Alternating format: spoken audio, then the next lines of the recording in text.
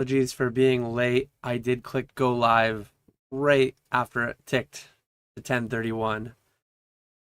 But how's everyone doing tonight? We are still booming, so I am still going live every week. My voice is a little bit off as it was during my video Monday. I apologize in advance for that, but I'm doing what I can to stay consistent, and the videos and the lives have to happen. So I am here. I plan on running maybe till midnight, maybe 12:30 if things are really popping, if a lot of people have questions. I noticed right now, shout out to Java Akuma. Just before I went live, I finished catching up to his live stream on 2X as he ended. And then that was 10 minutes ago, so it was good timing. But he congratulated me recently in Discord on 6,000 subscribers. So I normally don't have perfect tabs on exactly what my subscriber count is, but I know that this is lagging, and I don't know why. I have done it multiple ways before, but Stream Elements should have the ability to do that. I think if people subscribe, something should happen about here.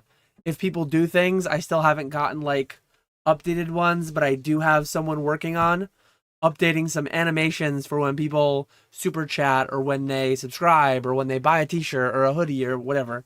Down below I have some of that merch in the store. But yeah, let me know in the chat what people want to talk about. Bitcoin, Litcoin to the moon. I don't know if Bitcoin, Litcoin, if that's like a thing, or if you're saying Litecoin to the moon. But I saw just, again, 5-10 minutes ago, I looked in Discord. Bitcoin is $102,000 per coin right now as I speak, with a market cap of $2 trillion. It is crazy. Obviously, it's very obvious that it happened now that it has happened. So I don't know why I don't have more than I do. I don't know why everyone in here is not a Bitcoin millionaire. We all could have been. We all should have been. But L-Dubs, nice to see you. You XP wasting on this stream, Dan. I hope you're fishing on mobile during the stream. I have not yet done, so I have Mauritania as one of my things. I've not yet done a barrels run. I have not yet hit tier 6. I am a long ways behind most people that I know that are playing the game. But yeah, I'm doing what I can. I will be running top, though. I will be running top the last weekend of the leagues, I'm sure. Maybe the weekend before. We'll see. Hopefully I get a scythe. Hopefully I'm able to have a little bit of fun with that. Maybe it'll be ahead of that time. But I'm being cautiously optimistic. I'm being conservative is more the right term for what I'm being in my estimation of when I'll be doing that. But we'll see. I'm still having fun with the league. I may or may not be running RuneLight on my other screen and clicking on a couple things here and there. So I'm not doing it on my phone, but I might be camo mode, all my chats hidden so that it doesn't look like I'm online, but I might be online doing very AFK tasks on the other screen. Pika bags. My thumbnail. I will address the thumbnail at some point. Let me actually pull up. I'm glad you reminded me that. I made the thumbnail an hour and a half ago maybe, and I probably would have forgotten what like the topic of the video was going to be, what my little conversation was supposed to be. I sent some big, so I think it was my live 2 weeks ago. We were actually talking about Bitcoin. We were talking about my sealed Pokemon investments. We were talking about my slabs. I had my slabs in hand 2 weeks ago, and today Fanatics has them. Not only does Fanatics have them, but they are actually scheduled. They are scheduled to go live in weekly auction number 153 at Fanatics. Let me verify that I can show this. I should be able to show this. I don't know if I have. My desk is always such a mess with things, and today is not an exception. Just in case. Okay, so I usually try to have my desk cam off just so it doesn't show my messy desk. But I can go to the 2cam and I can show what's coming in weekly auction 153. And I shouldn't show anything that I can't show. Yeah, I don't think there's anything here that I can't show on my Fanatics back end. But these are all the cards that are in preview. There are some grails in there. There are some Less exciting cards. But yeah, let's actually look at some of them. So I'm gonna have to crop this down, doing this on the fly like the bad YouTuber that I am. So we have a nice 2023 MetaZoo promo, Valentine's Day, PSA 9 plushie. One of my grail. As I said, I sent some of my grails to be sold. But no, that is indeed one of my cards. That is not one of the grails that are up for auction. That is a card that's up for auction. Weekly auction 123 is going to run from December 12th. So not this Thursday, not tomorrow. It's going live. Going live next Thursday. I kind of want to hype these ones up a little bit extra. Here are some nice consigner cards. CGC 10, base set, Shadowless First Edition Pikachu. They've not denoted. Okay, so it's Yellow Cheeks. I think they'll denote Yellow Cheeks. They haven't finalized the titles and all that. Reviews coming soon. Again, these go live next Thursday. So titles and things will be reviewed and edited if they need to be in the meantime. But yeah, let me continue on. Where am I? There's a bunch of nice CGC 10 Pristine, WotC cards coming up that are one of my consigners. There are, yeah, a lot of those coming up actually. And then there are also some of my own cards. So there's a CGC Authentic Metagross Gold Star coming up as well. Another cool card to see. But Art Academies. One of 100 awarded back in 2015, 9 years ago. 9 years ago, these cards were awarded to the winners of the Art Academy competitions. And if you want to ever consign with me, all my rates, all my fees are down below for consigning through Fanatics Collect. If one of these cards were to sell for $5,000, I am the owner of the consignment service myself, so I obviously I net a little bit more than 95%. But if you were to sell a card like this through me on Fanatics, you would net 95% of the sale price. 95% of the total sale price, hammer, plus buyer's premium.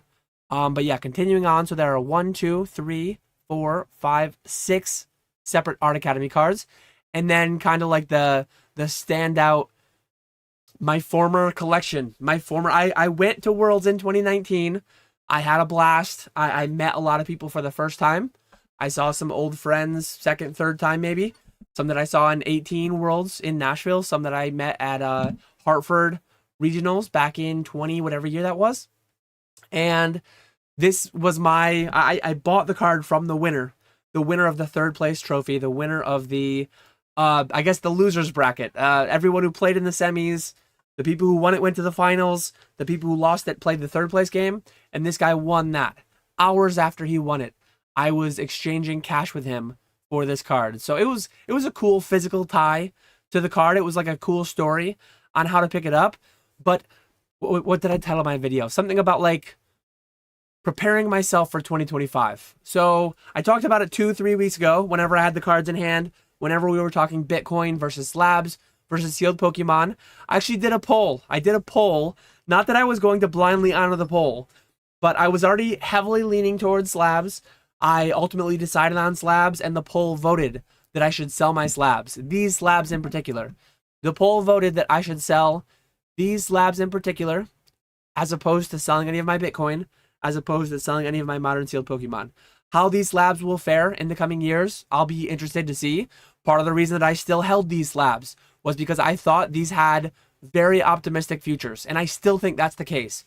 But my video on this coming Monday will be titled something like Opportunity Cost. This card could double in the next 2 years, and I could be better served selling it today for half the price. Dan, how does that make sense? Doubling in 2 years, that's like 45-50% compound annual growth rate. Because 50%, if something grows 50% and then it grows 50% again, 1 goes to 1.5, and then 1.5 times 1.5 is 2.25. So actually, if you double in 2 years, it's not a 50% compound annual growth rate. It's like a 40-something% compound annual growth rate. But I will talk about all that and more in what will probably be a 30-minute long video on Monday, talking about opportunity cost in depth and why returns, even realized returns, are not always what they seem. Because sometimes people will double their money on some play, and they would have been better served doing other things that would lead to them having a higher net worth in the same time frame, that achieve less money. And that can come in a lot of different ways. I will make that make sense. If it doesn't, it should. It should make sense. But I will make that make more sense on Monday with my video. That was like my only little bit of self promo, putting some focus onto my slabs ending this Sunday. And then that was my only like little rant that I wanted to have. So with that, 10 minutes in, I think we have a little backlog of hopefully questions and stuff. If people have questions, one thing that I highly appreciate, if you have a question and you can put like in capitals, question, or put a stop sign, some emoji, and say question. Because if we end up having a lot of people in here, if the chat ends up having a good time, really, really getting going, which maybe it won't, that'll be fine too. But if the chat gets busy, it makes it more visible. It makes it easier to see. And I will try to answer every question, but I will definitely answer your question if you make it more visible to me. So yeah, let me get my windows situated. Johto Giraffe says 6K hype. Yes, don't believe this number here. This number is a lie. I'm over 6K, and I'm excited about it. How's it going, Booster Boys Card Shop? Nice to see you in here. The Pokemon Dentist said, I got the PC Twilight Masqueraded ETB earlier, so yeah, I'm kind of a big deal. Congrats on your pickup. I did see somewhere in Discord that it was posted that the Twilight Masquerade... I need to go full screen. I don't know why I go to this one screen. There we go. This is too up close and personal. Nobody needs that high definition. Let's zoom back, kick back a little bit more, and we'll all be better for it. Pokemania says, most saying this boom is stronger than the last, but is that only because of hype for recent sets? Not all cards / shield products are booming, or was it the same during the last boom? I feel like I've answered this question in every single live stream during this boom, which is fine. Questions get repetitive. Not everyone catches every second of content, which is perfectly reasonable. But my answer to this question is that in 2020, the boom was way wider. The boom, the rising tide lifted all boats, which it doesn't always do. Right now, we're booming in many ways. Cards like this are booming. Modern sets are booming. Surging Sparks is booming. I made a video just this past Monday talking about how a lot of cards in WotC are booming, doing very well for themselves, but not all of them. Some mid-air stuff, gold stars, what have you. But it's not as widespread as in 2020. In 2020, PSA shut down.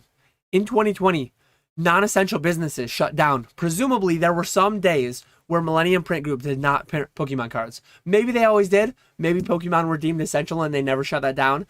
But a lot of supply chain bottlenecks were put in, as well as we couldn't go to the bars. We couldn't go on vacation. We couldn't go to the Rangers games. We had to stay home. And we bought stuff with our free money from the government. We bought Pokemon cards. These days, you can go to Rangers games. You can go to Jets games. Like, you'd have a hard time going. You'd have not a great time if you went. I'm glad I didn't go to any Rangers games this year. But you can go to them. And people can spend their money elsewhere. And PSA is putting out an unprecedented amount of Pokemon cards every month. Pokemon, Millennium Print Group is printing an unprecedented amount of Pokemon cards every day, every month. So in spite of all that, Surging Sparks is a $200 box. And the market caps on a card like this to do what it's done in the past couple months. I think in a lot of ways, like the boom is booming with more money, maybe. But even if it's not more money, it's more real in that it's real money. It's not fake play money that the government just printed and handed to us. And we also have other options. Like we're choosing these things over these things. We're choosing cardboard. Or maybe we're doing all of it. Maybe everyone's just got so much money. Like I don't know where it all comes from, but it's there and it's buying Pokemon. Hawaiian50 says, aloha, dropping in and smashing that like button. Everyone, please don't forget to smash that like button for this legend. Mahalo. I appreciate you. Thank you. Thank you for that. Meaty bags are the move. There are growls in here. First card is Zoo. Binks. Yo, Dan, do you prefer email or Insta to communicate? We've been emailing, but want to use what's most efficient / easy for you. So I think email is by far like the most professional, but sadly I am not like the most professional individual out there. I think if if I had to rank in order of my preference, I think I prefer email because I only look at email once or twice a day. So I prefer the one that will be slower for you, admittedly. I will be open, honest, transparent, as is my brand, as is my, like, I like when people use email because I get to that one twice a day. Most effective for you. If you are like, I want to talk to Dan now, I don't want to wait. The quickest one that I will get to is Discord, generally speaking. Discord goes to my phone and my computer.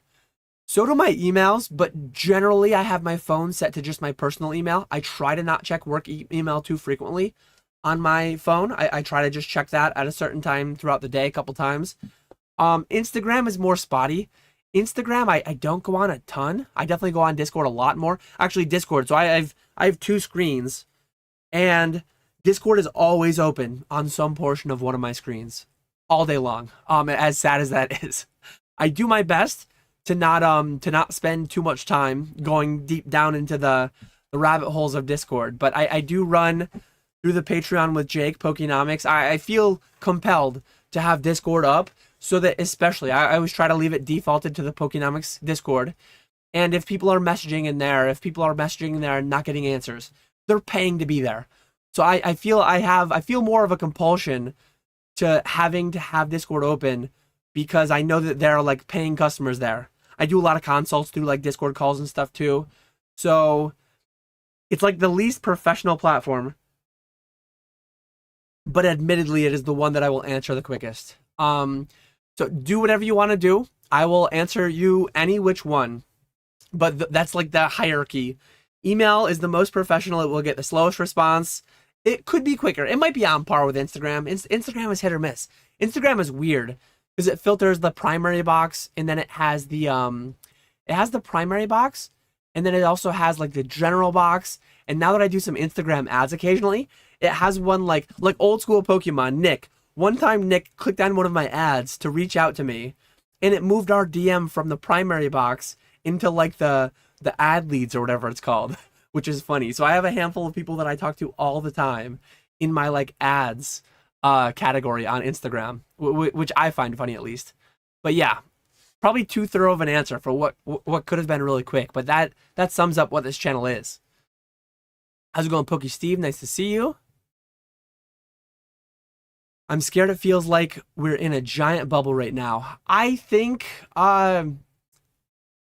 certain cards are more likely to retrace, but oftentimes what happens, I can't say it universally, I can't guarantee it's going to be the case, but a lot of times what happens is cards get a little bit too hot, people get a little too FOMO-y, and cards will increase drastically in price. There will be cards that double, triple, quadruple in a 2-month, whatever the time frame you want to look at. They will get too far ahead of themselves, and then they'll come down a bunch. They'll crash. But a lot of times what has happened historically is the cards will crash to some new price that's higher than it ever was. Like 2020, a lot of WotC cards especially, well, a lot of every card in general, boomed like crazy, bubbled like crazy.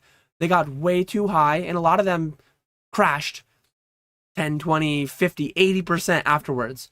But even in spite of that, most of them that crashed are still higher than they were originally. But one thing that I'll say in a time like this, take a look at your positions. Take a look at your opportunity cost. Stay tuned for my video Monday. Subscribe if you want to watch my video Monday on what opportunity cost is, what it means to me, and what it should mean to you in Pokemon. But take a look at all your situation and decide what's best for you. And know full well. Like, again, shout out to Java Akuma. Java Akuma has these cards right now. He bought them for about $100, and go check out his channel. He's going to talk about them more in depth, but he talked about them at the end of his live stream. He's selling all of them. $1,000 PSA 10. He's selling his PSA 10s of a raw card he bought for $100 a piece. His 10 rate was obscene. I think he graded 10s on all of them. I think he graded 10s on like 10 cards. So he is selling what is a functional nearly 10x. Okay, I guess an 8x after accounting for fees and everything. 8 to 10x. Damo, subscribe to the channel. Appreciate that. Nice little pop-up here that we got working. But yeah, like if you have a card like this, that could feel a little frothy. That could feel a little bubbly. That could feel a little bit too high. Java said it himself. Like someone asked him in his live stream just earlier tonight. They're like, hey, are you going to hang on to one? Are you going to hang on to one just in case it goes up? And I think Java had a great answer. No, I'm going to sell them all. He's going to sell them all with the information he has today. He has strong enough conviction to just sell them all, knowing full well that in this insane market we're in, that could be a $2,000 card next year. That thing could be that thing could Moonbryon. It is subjectively, I guess, but like this is nearly objectively a beautiful art Pokemon card. Look at that card. And I'm not trying to pump it or anything. I have 30 of them. I will give full disclosure as I always do on this channel. I have 30 of them. 2 were rough shape and are not being graded. 18 went to PSA. 5 are going to Beckett, and I think no, 25 went to PSA. I did 18 in one submission, a little bit faster, and I did 5 really slowly. I sent 5 in bulk that I'll definitely be upcharged on, and I sent 18 a little bit more expensive to get them back quicker. But like Java's making the best decision he can with the information he has today, and he like you need to be able to look back and say, because the FOMO on the upside, that happens the other way too. Like sometimes the FOMO can happen in both directions, and you just need to be comfortable with the decisions you make with the information you have at the time that you make them, and then don't look back. Like on to the next thing. Roll that money into something else that will do something useful for you, for your business, whatever it may be. Do people pronounce compound annual growth rate CAGR? It makes me think of a party. Let's go have a kegger. I don't think I did. No, I don't think I did. I talked about compound annual growth rate, but yeah, I don't think I said CAGR. Opportunity cost video. Let's go. I'm looking forward to it. Tommy Fogel says, and this is actually Coke Zero. I'm not a huge fan of it, but I did try Coke Zero on the recommendation of some people, and I appreciate the recommendation. It is better than Olipop that I also tried. It is better than Diet Coke, I will say, but it's not Coke, and I'm gonna look for alternatives. I don't like to waste stuff, so I'm gonna drink the Coke Zero that I have. Tommy Fogel says, Dan, I'm currently holding black and white sealed booster boxes. They are currently an all-time high market price regarding the up and coming 151 black and white set and current market hype. If you had boxes, would you hold or sell them? So one thing I think is important to note is like not everyone, but people that are engaged enough in this market, in my opinion, to hold black and white booster boxes. They know that's coming. Like markets are markets are forward looking.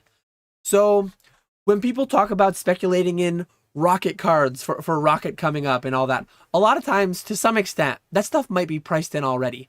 Me personally, if I today had black and white era booster boxes, I would sell them. I would sell them, not like, I wouldn't fall over myself to auction them and be ready to take 60, 70, 80% of last sold in a quick sale to a streamer or something. But I would have them on the market. If I'm the only one on the market, I might go towards low list rather than last sold, but I don't like those enough to like hold them for the long term. Opportunity cost considered, I would rather have like I constantly get in my inbox, I get the opportunity to buy 80 to 90% market price. I can buy Sword and Shield sets. I can buy Scarlet and Violet sets at 80 to 90% market price. I have people reaching out to me on occasion. People that are moving out of their surging. People that are moving out of whatever it may be. Violet Masquerade. I would rather have most of that stuff at 80% than black and white booster boxes at 100%. So that's just me. They could go up. They could go up. They could absolutely go up. But I'm just being honest. If I had them, I would sell them. I do not have them though. So I do not have them because if I did, I sold them or I opened them in the past. Kevin would, I don't know how to say that last thing. Kevin, Terastal Festival, grade at BGS or PSA. If they will black label, grade at Beckett. If they will not black label, grade at PSA. That's said kind of facetiously, but it's also the actual answer too. If I have 50 of a given hit card, I will send 40 to PSA. I will send the 10 clean ones to BGS. That is what I do. With the gray felt hats, I will make a video in the future detailing me and John, PokeRadar. We bought 400 of these together. We bought a sealed distributor case of gray felt hat Pikachus. I will not detail right now exactly how much went to every location, but hundreds went to PSA, less than that went to Beckett, less than that went to CGC. I play all grading card companies. I think they all have application, and I want these cards in every flavor. So if I had Terrestrial Festival cards in mass, I would want them in every flavor, because certain people only collect Beckett. Certain people only collect CGC. Less so than those that collect PSA, but submit in a roughly equal proportion. I'm not going to grade 400 of these at Beckett. I'm not going to grade 400 at CGC, but I might grade 200 plus at PSA and maybe 50 of each at Beckett and CGC. Like, do them in some relative proportion to what the market might demand. Like, that's the way that I think about it. Dan is going to need to bring on Neil deGrasse Tyson to help explain what accounting magic he's talking about. I bought some MetaZoo over the Cyber weekend. Some seller on Walmart had lots of 5 booster boxes for 45 of UFO and second edition Cryptid Nation. Yeah, I mean, $9 a box. What they'll do in the future, investment-wise, all that stuff, I have no idea. But, like, I mean, $9 a box, how much cheaper could it get? I mean, it could go to zero. I mean, it's functionally at zero. People won't sell them for much cheaper than that because it costs some amount of money to ship them, right? So it's like, worst case, hunt a serialized card. Maybe those have some value. Maybe make a fun memory pulling a serialized card. But, like, yeah, as long as your expectations are low, I think that's a very reasonable, fun purchase. Sebastian says, I don't understand buyer's premium. So if a card ends at auction for $1,000, what is the actual price after hammer and buyer's premium? So Sebastian, if you are looking to consign through me through Fanatics or something like that. So the way that it works. Oh, hey, this let me hide this. This just updated somehow to 6,001. So that is my true current, I believe, subscriber count. So somehow that popped. I didn't get 30 subscribers this live stream, I don't believe. But that just updated. So the way that it works, if you sell this card, I think this card is somewhere between $1,000 and $2,000. Let's just say it's $2,000 even, hammer price. So the way that it works, hammer price is what you see while the auction is live. If you go to bid on this card on Fanatics and you place a bid of $2,000, that means $2,000 hammer price. And I hate that this is a thing, but it is what it is, so we just have to deal with it. $2,000 hammer price will equate to a $2,400 total sale price. So the buyer will win an auction for whatever the hammer price is. Hammer price meaning like an old school auction where an auctioneer actually has a gavel that they're like hammering when the auction closes. So it's like an old school thing. And so 2,000 will be the hammer price. 20% will be the buyer's premium. And I pay based off the total sale price. The total sale price is the hammer price times 1.2 to add in the 20% buyer's premium. So if a card ends for $2,400 that you consign through me, I will net to you 95% of that. So I will net you $2,280. That will be an effective $120 fee to sell a $2,400 card, which is how all that math works out, what that means. So feel free to reach out if you're interested in consigning, but that is how buyer's premium works. I wish it wasn't a thing. I wish they would just have you bid what you would pay and then net out. It's all the same thing. It's just more complex. It's more obfuscated. That's one of those good words. Good word of the day that I haven't used in quite a while. If we hit 100 people, am I running singles? No, I'm actually live right now. Not me personally, but the brand is live right now. I will do another self-promo, shameless self-promotion. So PK is live over on Fanatics. If you have not yet, there is $45 waiting for you. You have to pay $5 shipping to get $45 in Pokemon cards shipped to you. And you sign up through the link below, a new Fanatics account. If you bought one of these through Fanatics, it's not a new account anymore. Use a different email address. New Fanatics account, $25 through the affiliate link below. And then you will also get $20 for using code CATCHEM20. PK is live right now. Tomorrow night, Pongo's live. Every night, every day, like every day pretty much, Pongo or PK are live. Barring Thanksgiving, they skip that. I think they will skip Christmas as well. But Pongo does Thursdays and Sundays, and then PK does the other days. PK does the other 5 days. So yeah, if you want $45 worth of cards for $5, go sign up there. I will not be running singles here, but PK is actively running singles as I speak. Maximize your time, Dan. Efficiency is key. Can you make a video of the top 5 plays of 2024? I will definitely do a recap video of 2024. I will do a recap video recapping what I predicted for 2024 and how those predictions panned out. And I will also do a video just recapping the sales, recapping the fact that I opened up Fanatics Live, recapping, I'll probably talk about some of the bigger plays, some of the standout things like this. But I think that would be an interesting video. Like what were my top 5 what were my top 5 individual flips or top 5 collection buys? I might do that. I'm not great at doing things like that, but remind me early in the new year, and I might do that. We'll see. But appreciate you too, Galaxy Card Shop. Thank you. Appreciate everyone in here hanging out with me on their Wednesday night, getting through the middle of the week. Question: as someone considering starting an online store selling Pokemon TCG products in 2025, any thoughts or tips?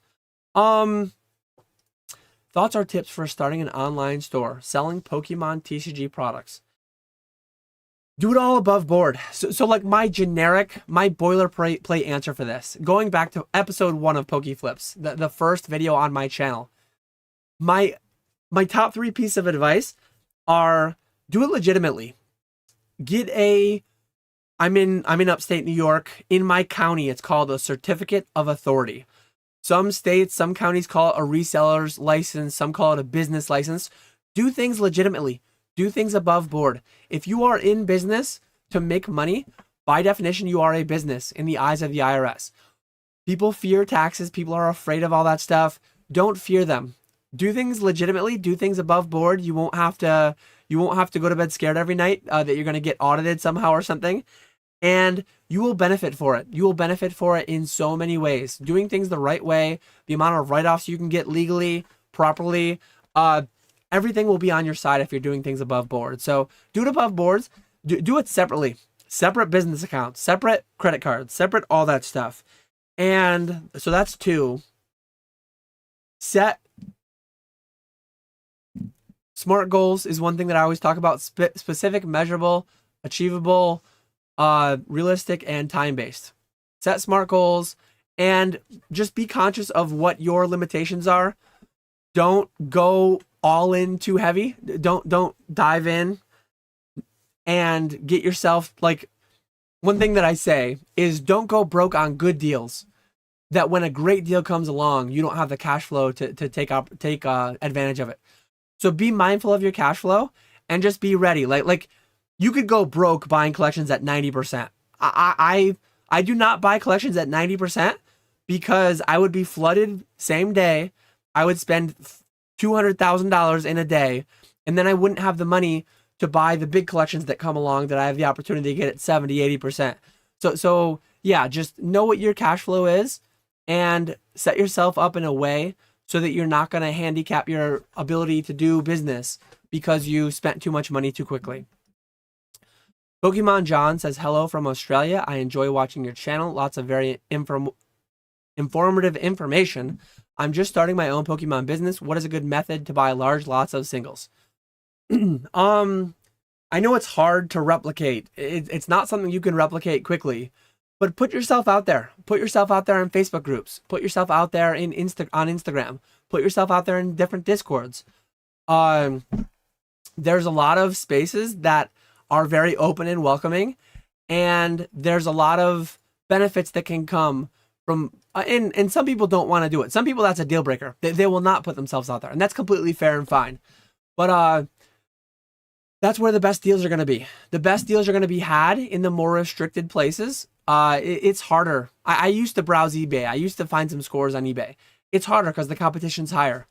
But yeah, I would put myself out there to some extent. If you want to do it anonymously, if you want to make yourself Pokemon John, and you want to just do that on Pokemon John on Facebook and Instagram and Discord, whatever, that's plenty. You don't need a YouTube channel. You don't need to dox yourself. You don't need all your information out there. But yeah, that's like if you want to go eBay, TCG player, generally speaking, you're going to be paying pretty near full market when you're buying from marketplaces like that. but a lot of times the better deals are had in the more restricted places. So that's, yeah. One benefit I have, I don't really do much sourcing in Discord or Instagram or Facebook. I've built this YouTube channel. I've built this following. I can make a video saying I'm buying loose packs at 75%, and I can get a bunch of people to email me and DM me the next day with 50 grand worth of packs to buy or something.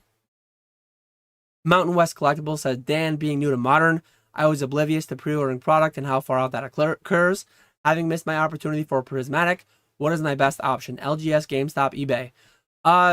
Yeah, go to some of those Twitter things, go to the Rattle Pokemon Discord, find some of those restock bots, and be ready.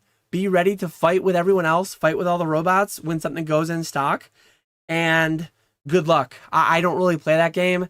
I just buy at 80% of market. I let people go to Costco for me, buy all the product out, and then I buy it from them at 80% and make them a bunch of money.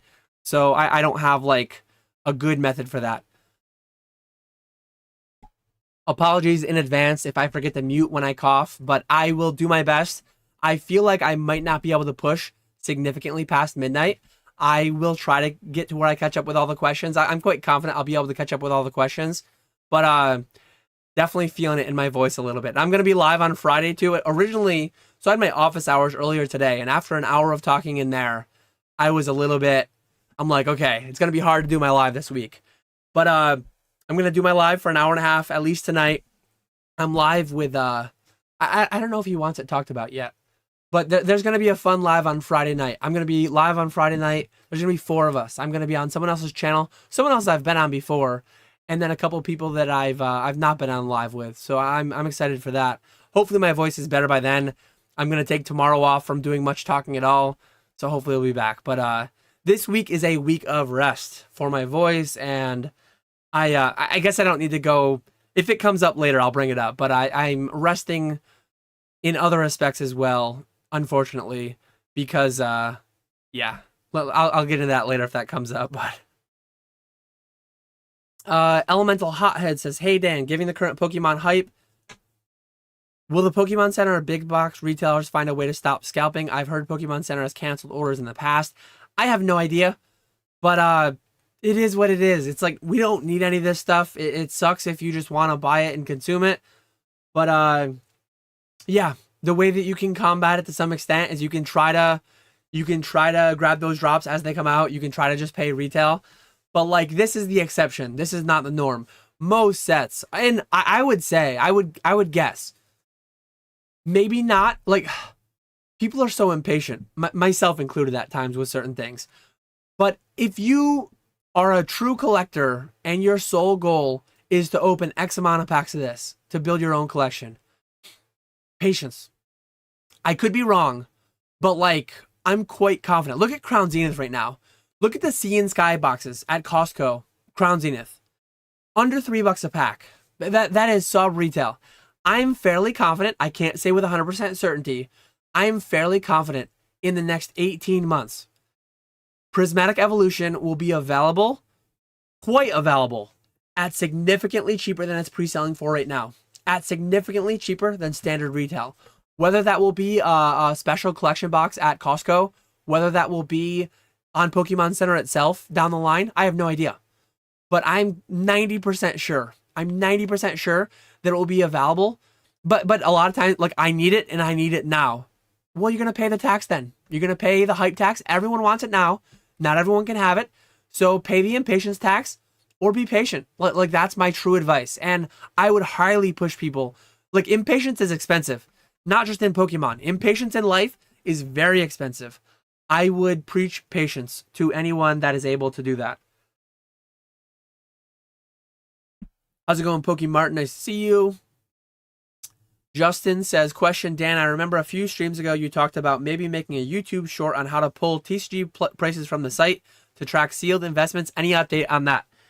I have on my desk I can't show it because there's a million things on it, but I have on my desk, I'll show you the empty one. I have a Catch 'em All Collectibles pad of paper, and I write a million notes on them. And I promise on them is to make a short on how to pull TCG player prices.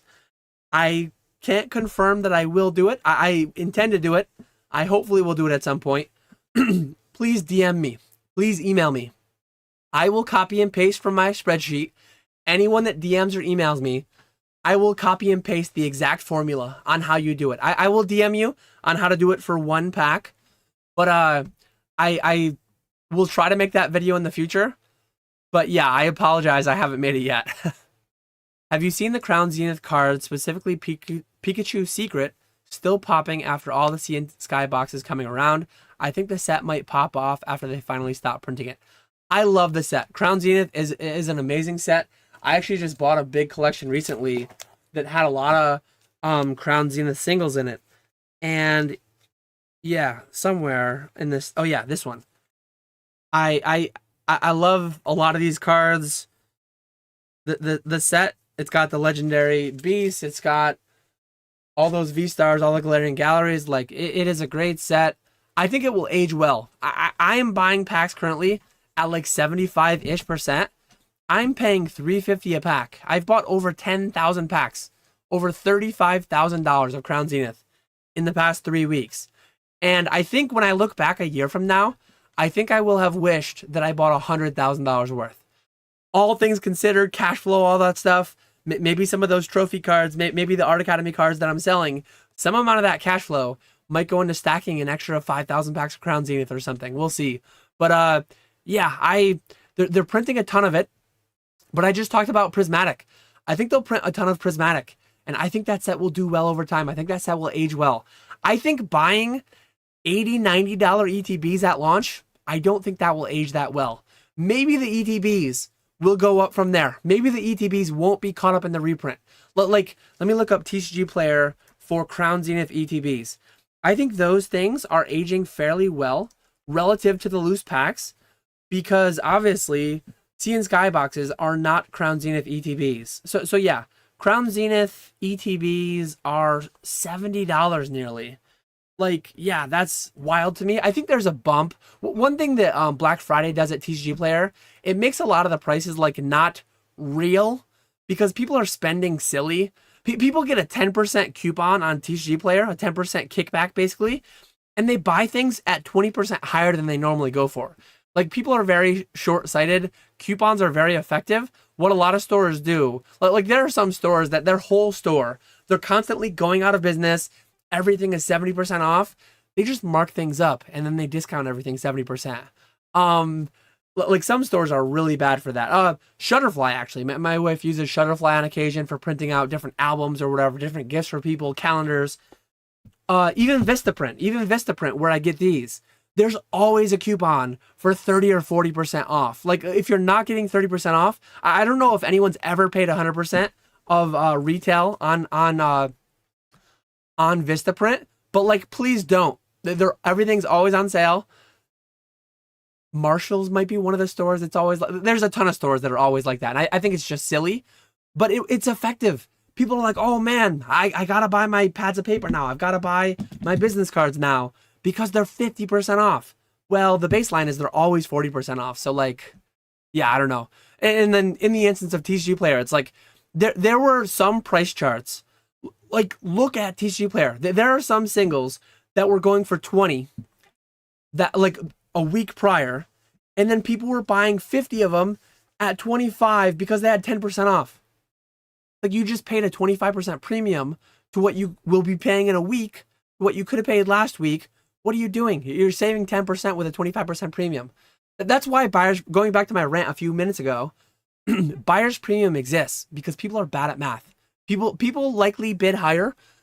Auctions end higher overall. The total price, the auction price realized, generally is higher because people don't factor in buyer's premiums properly.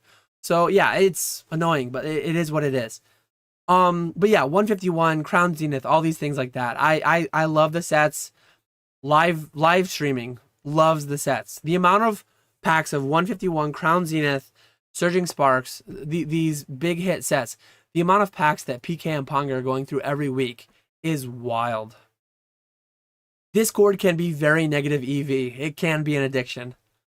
How's it going, Retrospecs? The obligatory _retrospecs on Instagram. Prismatic Evolution comes out this week. I already got ship notifications. for my prismatic evolution. Some of my prismatic evolution that I bought from Retro that is going directly to Panga, directly to PK, and it will be landing at them very near to release date. So yeah, underscore retrospecs on Instagram if you want to buy a Japanese sealed product, Japanese singles, all different kinds of Japanese product.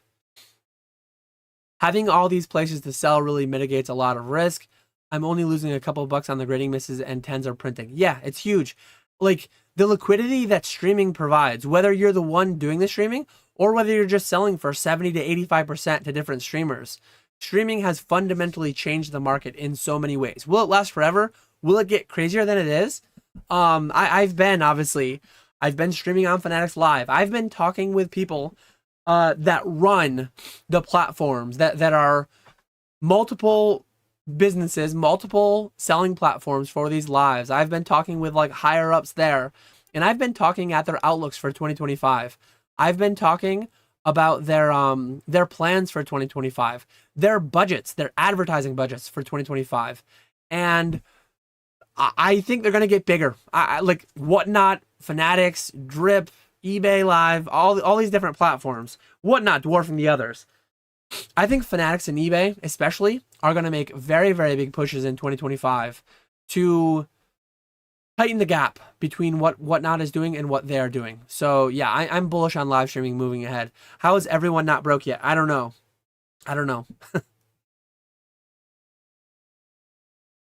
Twilight Masquerade Pokemon exclusive ETBs on Pokemon Center. It says sold out, but you can place an order. Yeah, somebody talked about that earlier. The Cure thought they were already subscribed. 6K. We are at 6K now.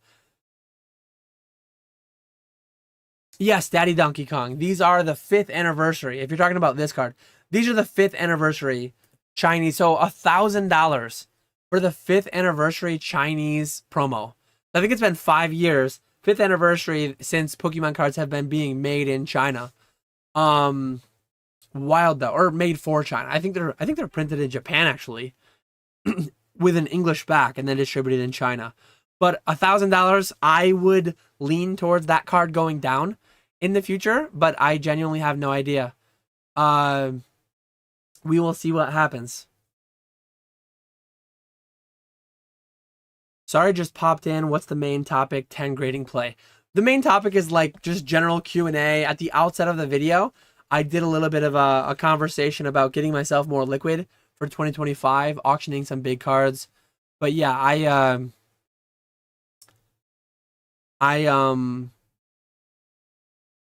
just answer all the questions in chat. So we will be talking about a little bit of everything. Feel free to leave your questions.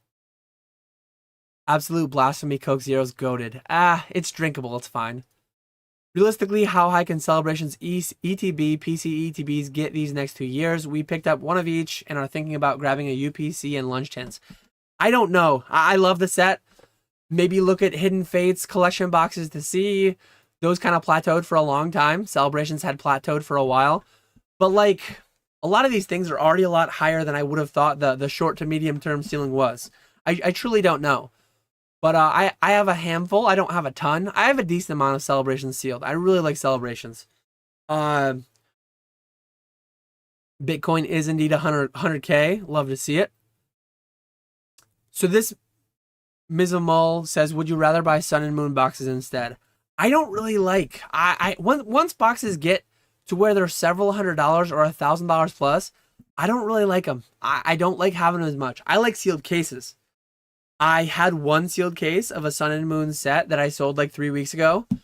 Because to me, once you get to where a box this big is worth like $5-6 grand, it's just like, okay, that's time to move on.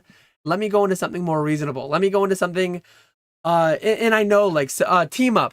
Team Up is the one that shows that a box can go from 1,000 to 3,000 relatively quickly.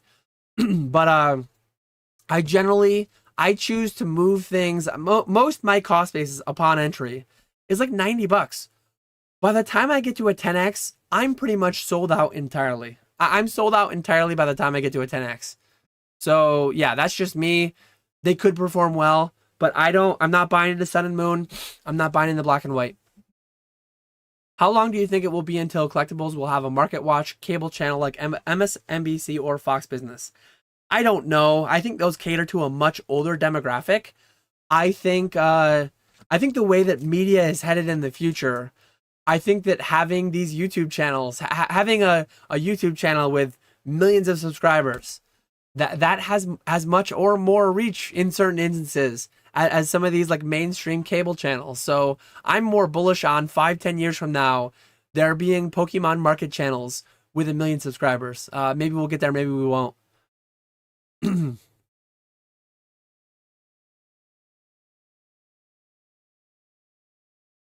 um John Doe says, is Beckett cooked with their owner caught in 2 billion in insurance fraud? So the way that I understand it is that Beckett is owned by a company and this is the owner of that company. So it's not like if I were ever embroiled in some controversy, I am one to one directly. I am like I was gonna say I am all of Catch 'em All Collectibles. I'm not all of it anymore. I do have a couple independent contractors, Ponga and PK. But like if I had an issue, I would be very bearish immediately that same day on Catch 'em All Collectibles. That would have devastating effects immediately. Like there are a lot of people, old school Pokemon, Chef, Weedle's Warehouse, TCA Gaming, PokeRev. If any one of these individuals who are the face of their business, they are the brand, they are the business, they are everything. If someone like that had an issue, that would be one to one immediately felt within the business. When you have an investment company owned by some guy and that owns some lower company, it's not as direct. It's not as one to one. I think Beckett's having a hard time before and irrespective of their owner's issue. But like, I'm still submitting to Beckett. I might be stupid. Maybe someday my cards just get lost. Maybe they never come back. But the money's still there. I think the risk isn't so high that like they're just instantly going to go under. Like I think people are making a huge deal of it. Maybe I'm making too small of a deal of it. But to me, it's not a nothing burger, but it's pretty close to a nothing burger, is what I would say. I did break 6K indeed.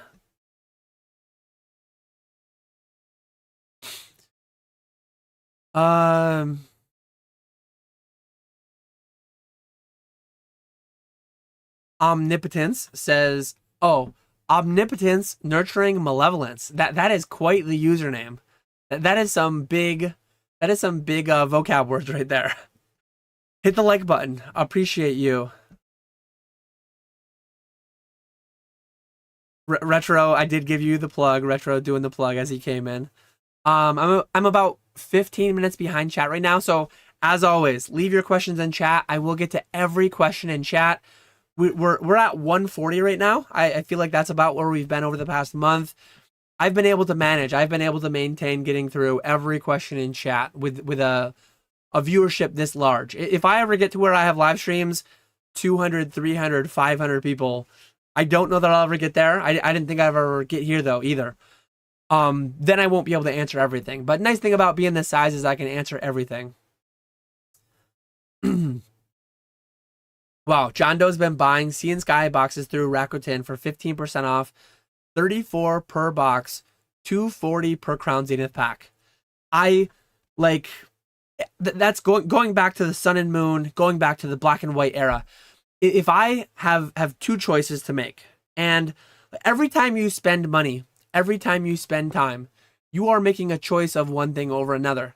We have infinitely many things we can spend either our time and money on. And opportunity cost is what I'm talking about. When I live in a world where I can buy $3.50 Crown Zenith packs, and I'm buying them for a premium to the people that are buying them primarily, they're making good money off me.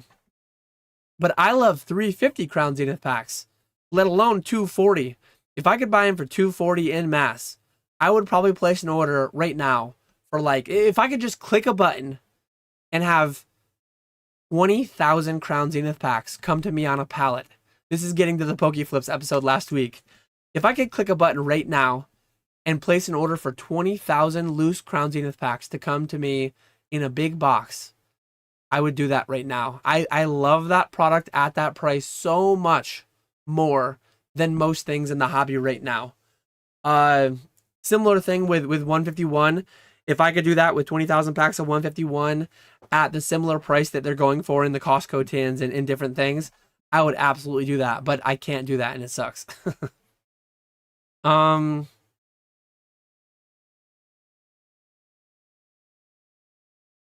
I've brought up that I've hit 6K subs exactly the amount of times that I have read it in chat. I think so. The amount of times that it was mentioned in chat plus one. So I did the first mention, and then I've just been reading the chat.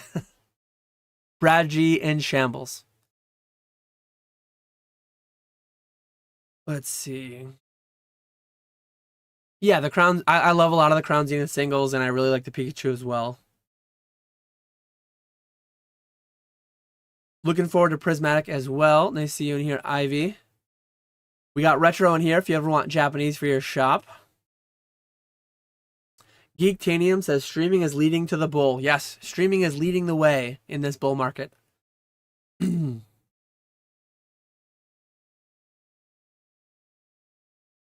Arts and Prismatic. Personally, I can't get past the Tiaras. I'm holding out for Team Rocket.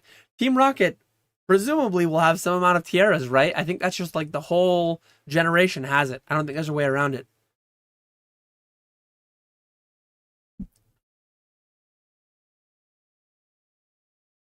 What's the name again of the place that offers raw cards to look for to grade? Gradededge.com. So it is exclusive to the Pokenomics Patreon as of right now. It is an exclusive benefit to patrons of Pokenomics. That is linked in my description, as well as there might be a direct link. I don't think there's a direct link to Graded Edge anymore in my description, but in my link tree, there's a link to the Patreon, and within the Patreon, there are multiple links to Graded Edge. So you will find it if you join the Patreon. Ugh.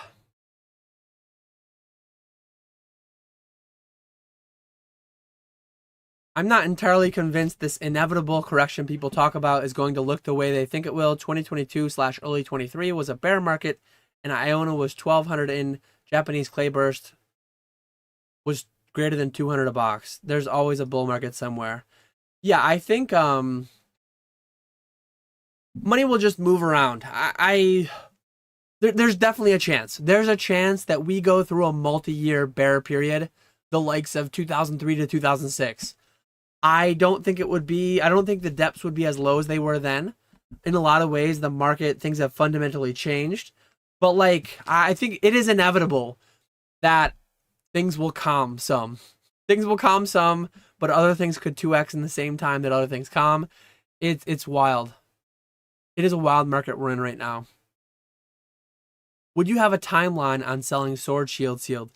I don't have anything firm, but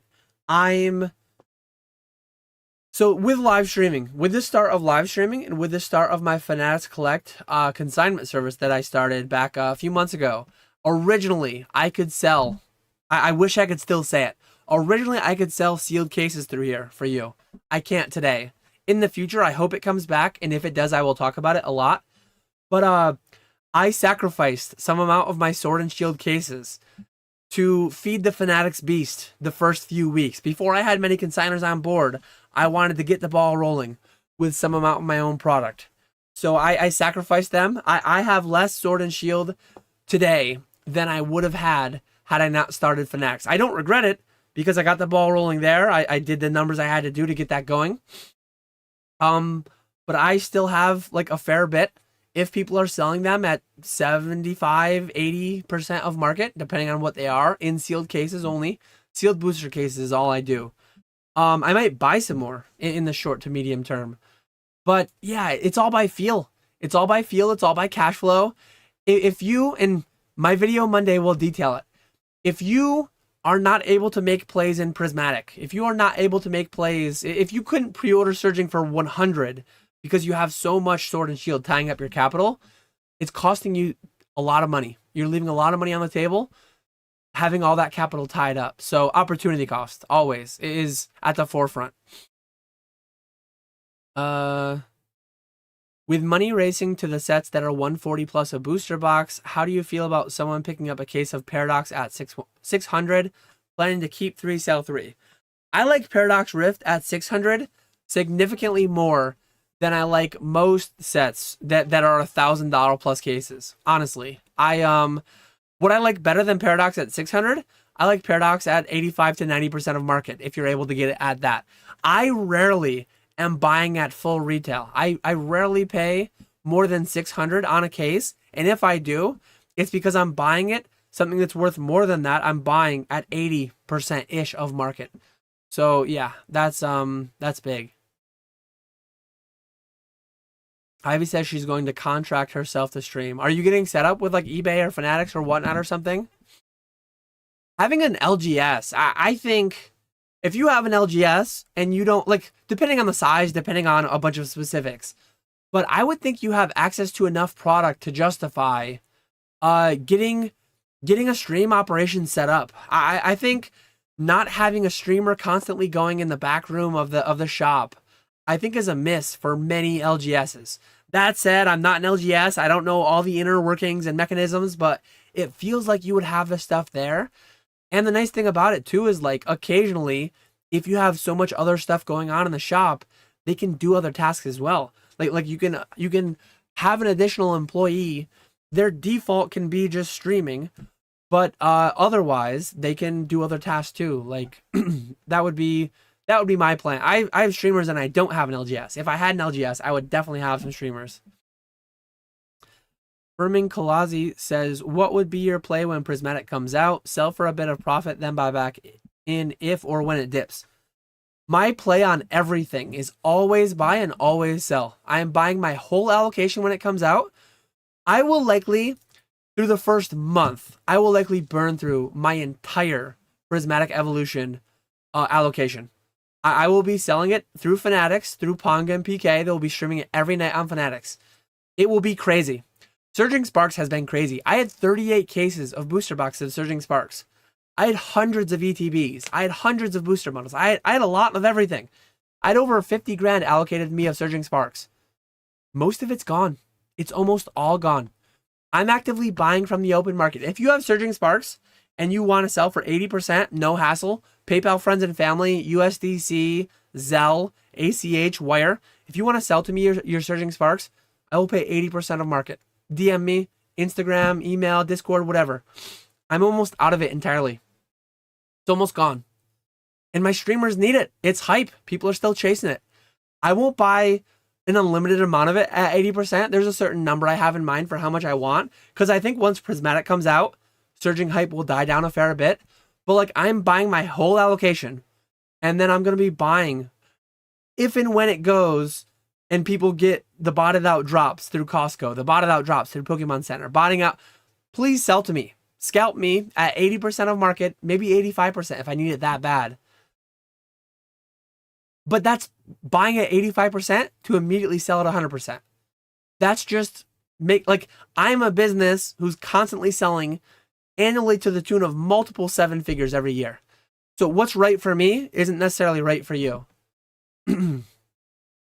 3-pack blisters I do not like. The only things I like are sealed booster cases. If it's not a sealed if it's not a sealed booster case, or if it's a specialty set, if it's not a sealed ETB case, to me it's a loose pack. I have people message me all the time, and they have 3-pack blisters, and they have sleeve booster cases, and they have this and that and the other thing. Count the packs in them, multiply that out. I will offer you loose packs on everything. I don't like them. That's me. That is not the market. But I don't like them. I don't deal in them. If it's not a sealed booster case or a sealed ETB case, it is loose packs to me. So when I say I'm buying at 70 to 85% modern stuff, all modern sealed, I'm not buying 3-pack blisters at 80%. I'm buying them at 75% of raw pack price, loose raw pack price. Better sleeper, Paradox or Temporal? I have no idea. I have both. I have roughly equal amounts of both because I don't know. Bullish on streaming, very much so. Secure Gaming says, we're still small, but we're working on scaling our collection. We buy cases, keep, sell half, and repeat for each set. We practice selling locally, keep receipts and records. It's slow, but in our means. Yeah, just Like, scale slowly. Ryan Alt says, hey Dan, any insight on the print number differences between 151 and Prismatic? Thank you and huge fan. My allocation for Prismatic is similar. It's on par with like other specialty sets, but I have no idea overall, like how much bigger, how much smaller it will be overall. I'm a very small fish in the grand scheme of things. I have no idea the overall. I'm so bad at looking at the live chat, but I just saw Kai. I know that these are Dragon Ball Z characters. Better sleeper, Krillin or Piccolo? I have no idea, but I do know they're from Dragon Ball. One, because it's Kai asking, so it has to be Dragon Ball. Two, because I had a bunch of Dragon Ball Z Score and Dragon Ball Z Super cards. 2 years ago now, one of the best collection buys I ever made, and I detailed it all on my YouTube channel. That was 2 years ago. The $50,000 collection that I bought. That's wild to think. I can't believe that was 2 years ago. John Doe says, yeah, Sea and Sky was a cyber deal through Rakuten. Very nice. That's crazy. Black Friday, Walmart, $15.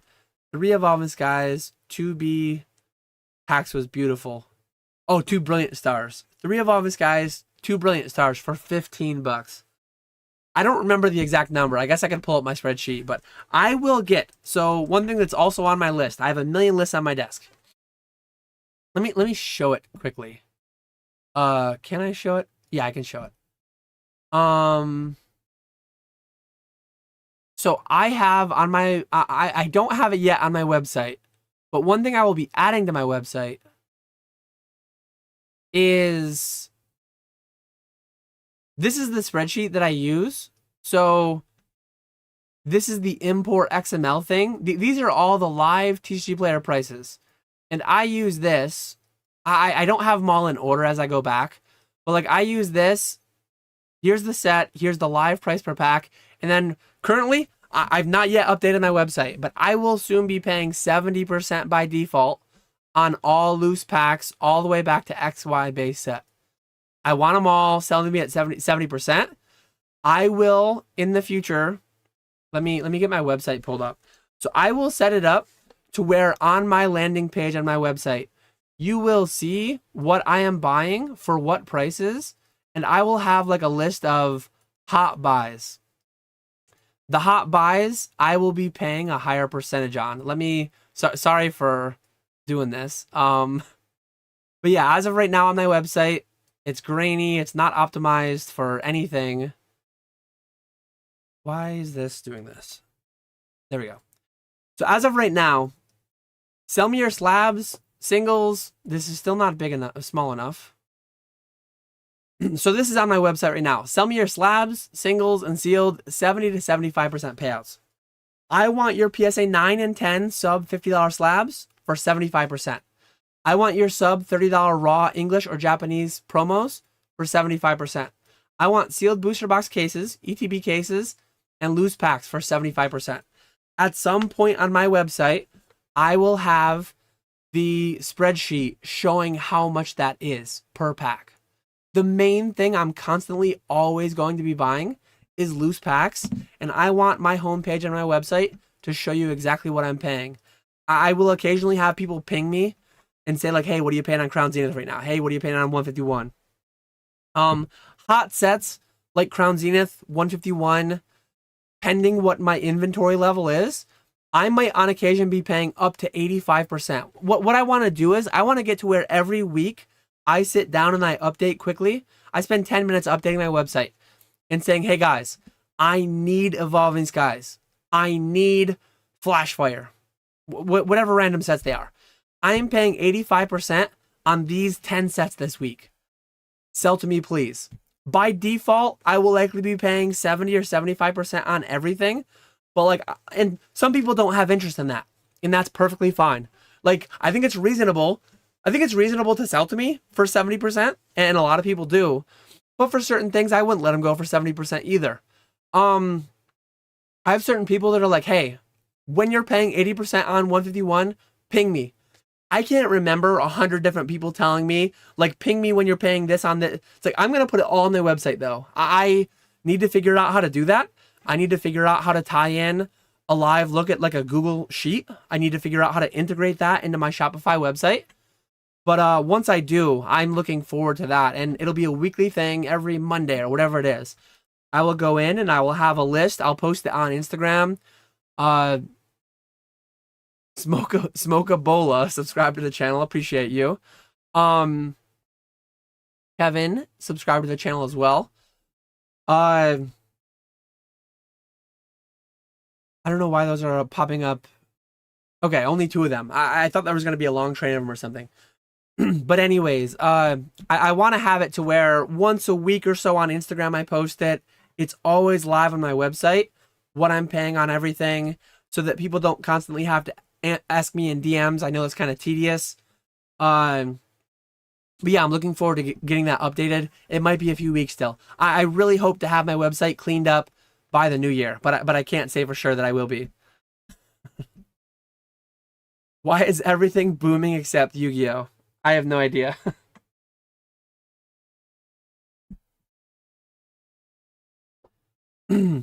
So what you're saying is that when I put 5 figures into a 0% credit card for Crown Zenith packs, I made a great play. So glad I have my financial advisor's approval. Leverage can be utilized at certain times, but it dials up the risk. It dials up the risk, dials up the potential reward. But yeah, I wouldn't advocate for it, but it has worked for people in the past. I can't, like, you could end up going wrong. I can't say you can't go wrong at $2.40, whatever it was. But I have a hard time seeing the outcome where, like, me, worst, like, I'm 97% sure in the next year, my buy price personally for Crown Zenith will not dip below $250 a pack. If we get to a point where I'm buying Crown Zenith at $250 a pack, that is wild to me. So I think, and I'm one person, I think it would be wild to think that old school Pokemon or me or a bunch of other people, you would have an outlet. I'm 97% sure you would have an outlet anytime within the next year for your 0% credit card play. That said, the 3% could hit and things could go bad. So I'm not advocating for it. Oh, I guess in 151 they did leave out the tiara, so they might. Mitch says, "Have I been living under a rock? What's changed in the last couple months?" I don't know. That's what makes it feel crazier too. It's like some people say it was Logan Paul last time. Some people say it was the pandemic, whatever it may be. Anarchy Bronze, thank you for subscribing to the channel. TCG Pocket was some amount of it. I don't know. There's a lot of things that were some amount of it. Nothing was all. Oh, now it says 6,011. So I've not gotten 40 subscribers during this live stream, but for whatever reason, it's not going up one by one. It's just going up like in waves. But yeah, I don't know. I've been here. I've not been sleeping under a rock, but I've been around for the past 3.5 years, engaged daily, full time, and I don't know what's going on right now, but we're booming. Ryan says 2026 will be a pretty big bear market. IMO. I have no idea. It could be. It would not surprise me, but it would not surprise me that much if we were booming too. If we boom like nonstop between now and 2026, that would surprise me thoroughly. But yeah, I genuinely have no idea. How do we get back to 2006 with all this infrastructure, social media, Pocket, Pokemon Go, etc. Too big to fail, at least in our career lifetimes? That is very dangerous thinking. People are very fickle. I don't know what it would be, but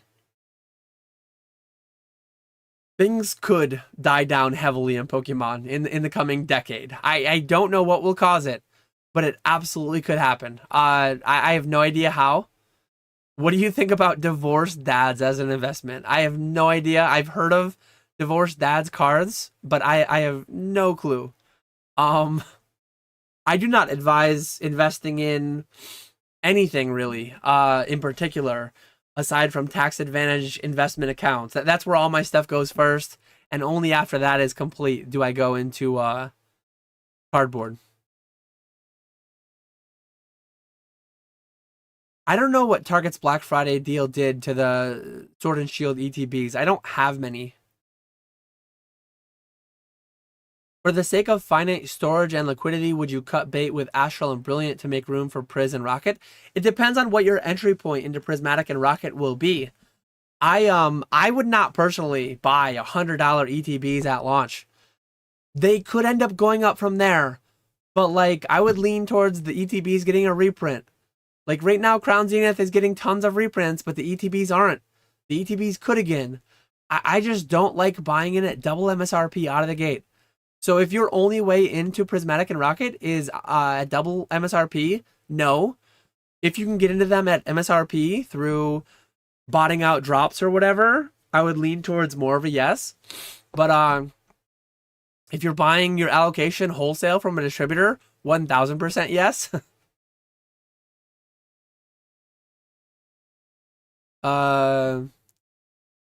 Berman says, yes, opportunity cost is massive. Opportunity. I'm excited to make my video Monday. It could be 20 minutes, and I feel like it could be like an hour. I don't know what I'm going to do with it yet exactly. Hopefully my voice is back for it, and it doesn't get cut shorter. I thought my video on Monday was going to be like 12 to 15 minutes, and it was 30. So this one I think is going to be 20 to 40. It might be an hour and a half. We'll see. It might be a feature-length film. We'll see.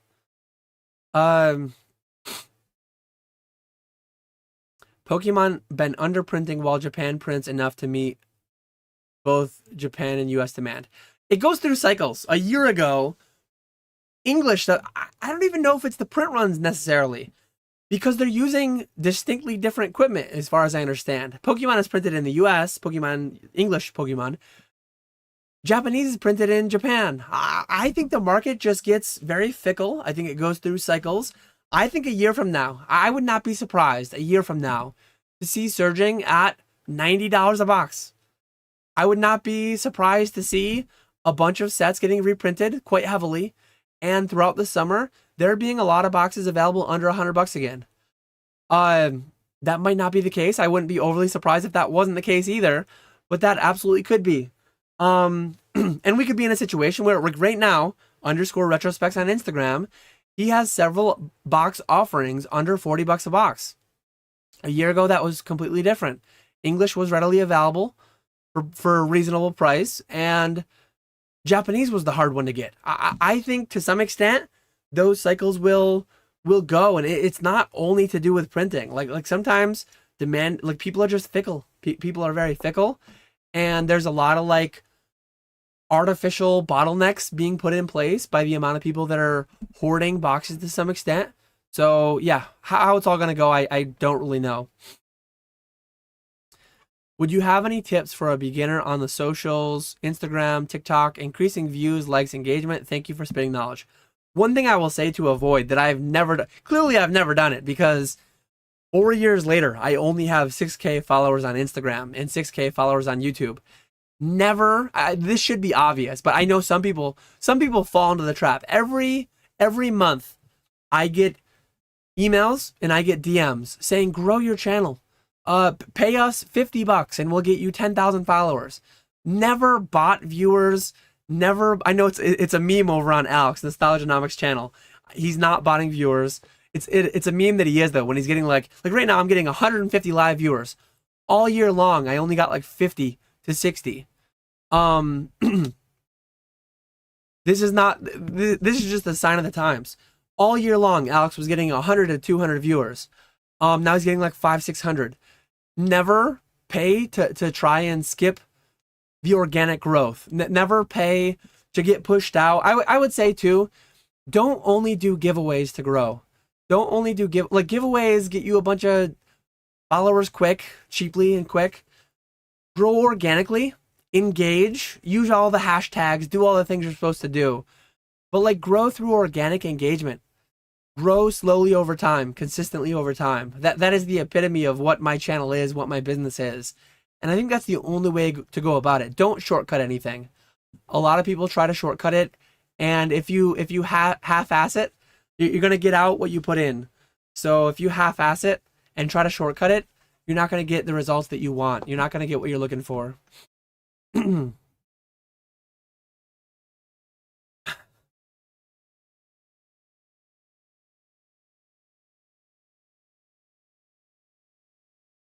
Pooping Turtle 69, unfortunately, could not get any through the mobile app on the Sea and Sky 15% deal.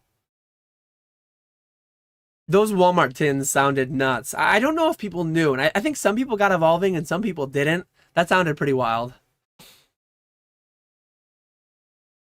Goatman Jaro is sitting on a sealed case of Ultra Prism booster boxes. Do sealed cases command a higher premium than booster boxes? Um, Oftentimes on things that are that old, they actually do. So it's not gonna be super easy to get it always, but like Pokey Plumber, I would say reach out to. I don't know if he wants this one right now, but I actually sold. Ultra Prism was the one Sun and Moon case that I had. I didn't sell it to him. I sold it to someone else. But I took the TCG player price for the single box. I sold my case for like nearly a 10% premium, what the loose individual boxes go for. So the cases get scarce enough, and some people appreciate the cases enough to pay a premium. But that's not like universal, that's not guaranteed. It often can happen though. So the way that it works, if you sell to me, the price is a landed price to my PO box. You will cover shipping. If you put signature on it, it is fully insured. I will cover the insurance. My business insurance will fully cover anything that I'm buying or consigning shipped to my PO box or my Fanatics vault. So if I offer you 75% on 151 packs, and that works out to say you're selling $10,000 of 151 packs to me, shipping is on you. You ship them to my PO box with signature. My business insurance will fully cover the $10,000 valuation of the package. If it gets lost and doesn't come to me, I will pay you in full once the insurance pays out. But I've never had. I had one insurance issue on an inbound consignment, and I paid them out a 5-figure sum. The cards never made it to me, and I paid them out in full. But once it lands, I will pay you the pre-agreed upon price, same or next day, depending on when I receive it. I will pay you in Zelle, friends and family, PayPal. I will pay you ACH, wire, crypto, whatever you want. I will pay. Some people want an old school check. I have some of those going out on occasion.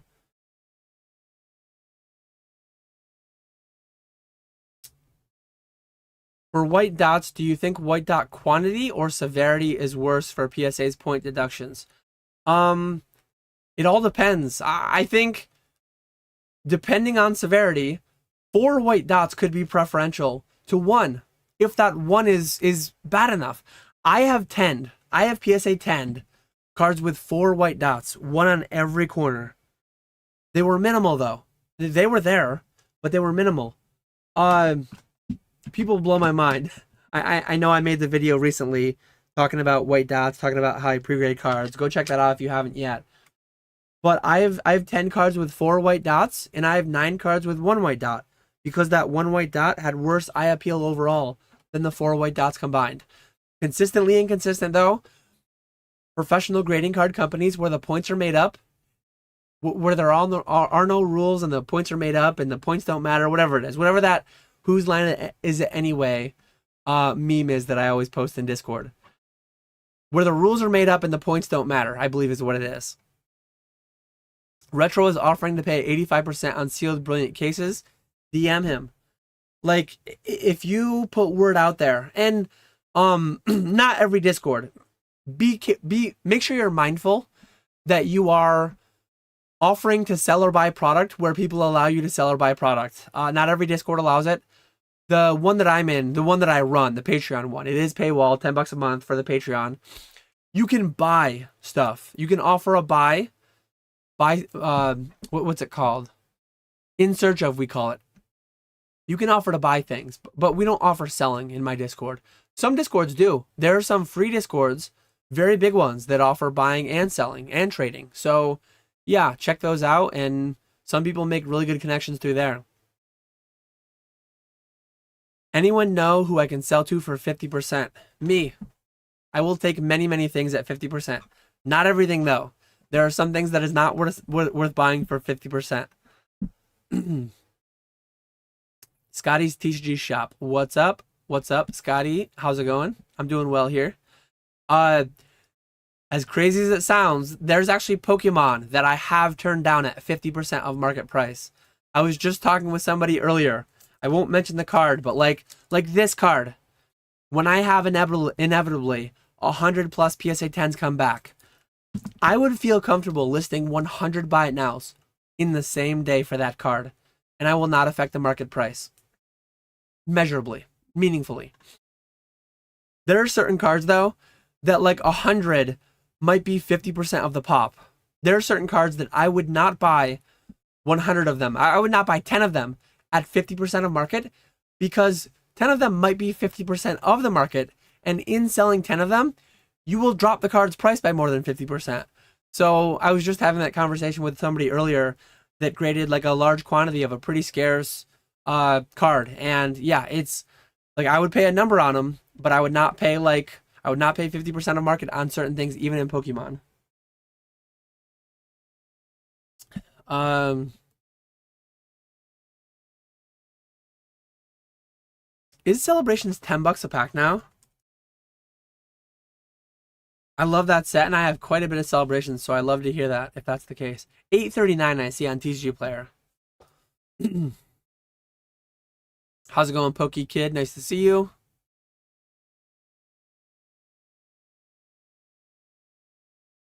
Mr. Mimus French says, I think the waves of boom come from the quality of the products and the lack of availability. I mean, Scarlet and Violet is no better of a set than it was a year ago, a year and a half ago. Paradox Rift, Temporal Forces, these sets are no better than they were 6 months ago. Relatively speaking, they're worse in some ways, right? Because we're on the heels of Prismatic. Surging just came out. Like some of these better sets have come out more recently. So in some ways, some of these sets are like worse. And the like some of them were Obsidian Flames. Some of these sets were available in distribution up to a few months ago. Now that the prices are going up, the prices are going up more. Because that's how people are. People are fickle and kind of crazy and FOMO-y. So when price goes up, price goes up. Who is buying cases of Rebel Clash? For the right price, I would buy a case of Rebel Clash. I actually don't have one. There are 2 Sword and Shield sets that I do not have any cases of sealed. I would probably buy a Rebel Clash case for 85%. Because I don't even have one. Sword and Shield base and Rebel Clash, I do not have any. Then I sent you a 100K package and it got lost. When can I expect that insurance payout? So Brad did not. Brad is lying. But if I am buying from you, or if you are consigning with me, if you send me a $100,000 package and you have to put signature on it, and it has to be pre-talked about what's in it and what's coming to me for consignment or sale, but you would get a full payout on the full market value of what we are transacting on if a $100,000 package was lost on the way to me. That is what insurance is. That is how it works. Brown CLM says your streamers should get a Christmas bonus. They package items well, ship fast, and are gaining customers based on their efficiency of seller to buyer turnaround times. I'm very happy with what my streamers are doing, how they're going. I think both of them are very happy with their pay. I don't think I'm going to be doing anything above and beyond as far as a Christmas bonus goes this year.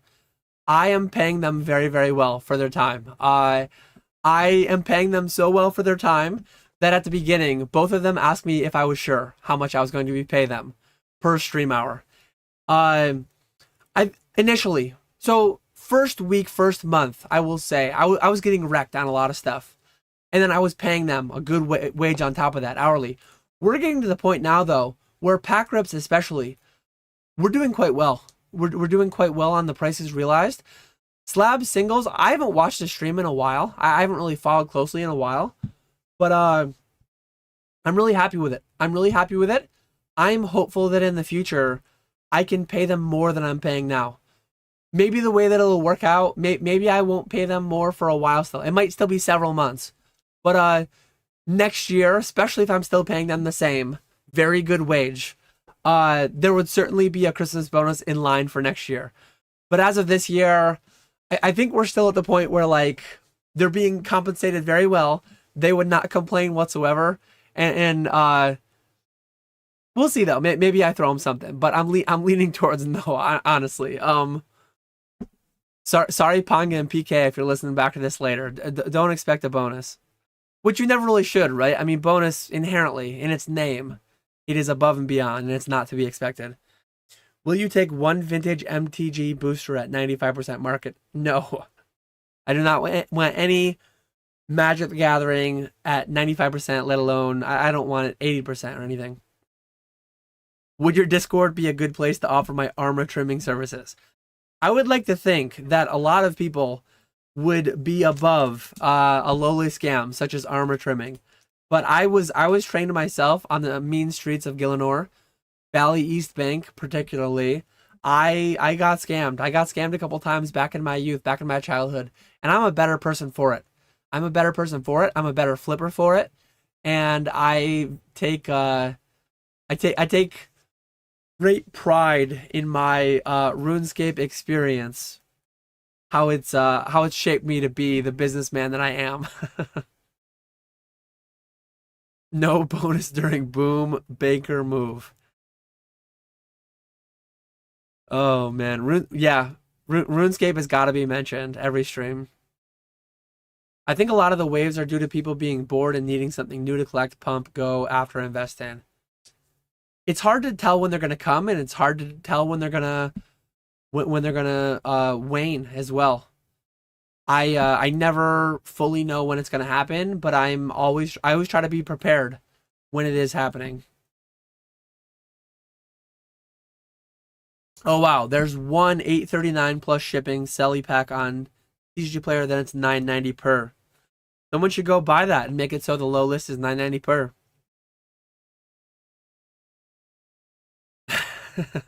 Is PK out of marbles yet? I've actually tried to go to eBay. I've tried to source more marbles, and I keep getting outbid. I'm trying to source them at a price where like I could make a little bit of money. Maybe they should just be a loss leader for me, but I've not won a single auction. We'll see if I can get more in the future though. Hopefully he's not out entirely, but I feel like he has to be. Toronto Festival will demand will account for a Christmas booster. One thing that I do additionally, and I guess I have slightly different arrangements, pending what they want, but I do offer to an extent. I offer access to product if they want it at a reasonable price. Reasonable price being sometimes it might be higher than they can get it elsewhere, but like I did. Before Surging went bonkers, I had agreed to sell one to Ponga at a certain price, and I honored that well after it went significantly higher because we talked about it. I locked in a price verbally, and then we ran with it. But yeah, on top of their solid hourly compensation, they keep the code cards, they keep the bulk, they can do whatever they want with that. If they want to open up a TCG Player account and sell off and sometimes there's not much there, but like they could probably add they could add more than minimum wage hourly if they just learned what the hits were, the hits of the bulk that they don't ship. Like they're doing quite well. But maybe they'll get a bonus on top, who knows. Marbles as a loss leader is dark. The guy that robbed Dan on RuneScape back in the day is a real one. Trainer's Archive. So I am almost fully caught up. It is also after midnight, but we do have 140 people watching. If people have questions, feel free to leave them, because if I get fully caught up on chat, which this is my final question, when I get fully caught up on chat, I'll end. My question backlog after this one is 0. So put your questions in chat if you want to keep this party going. Oops. Trainer's Archive says, how/where do you source your cards when you're looking to grade some? I know you've mentioned TCG Player, but where else would you buy multiple quantities of the same card for a good price? The problem is, if you go to TCG Player, if you go to eBay, if you go to these places, you're generally playing 100% of market. I will go to TCG Player, I will go to the open market, and I will buy 30 Celebrations Charizards at 100% of market. The numbers make sense to where you can make money on that, but like this pile that I'm going to show you, this pile is not grading plays. This pile is just a collection I bought recently at 75% of market. Some people sell me their grading misses. Some people sell me cards that are not pre-graded. So occasionally I will go through these cards and I'll find cards that are gradable. Like this is a pretty big stack of primarily Crown Zenith cards. Some amount of these might have a margin grading them. Some amount of them might be gradable. I've not gone through these ones yet. My live streamers have needed so much inventory that I haven't been able to go through them a lot. But like having the platform, having the YouTube that I built, having the Instagram, I will occasionally just buy bulk lots and then find gradable copies of cards within those bulk lots that I'm buying at 80%. Again, Instagrams, Discord, Facebook groups. These are all possibilities. TCG Player is nice because I can click a couple buttons and not have to negotiate, not have to talk with people. And I can spend 15 grand in an hour on TCG Player using Graded Edge to find me plays. There's pros and cons to that though too. Because TCG Player, I was just talking about it earlier. This is my stack of invoices that I have to go through and figure out who sent me my cards and who didn't send me my cards. So that's a project that I've not yet undertaken. But I ordered like 15 grand of cards the other night, and it's not been long enough.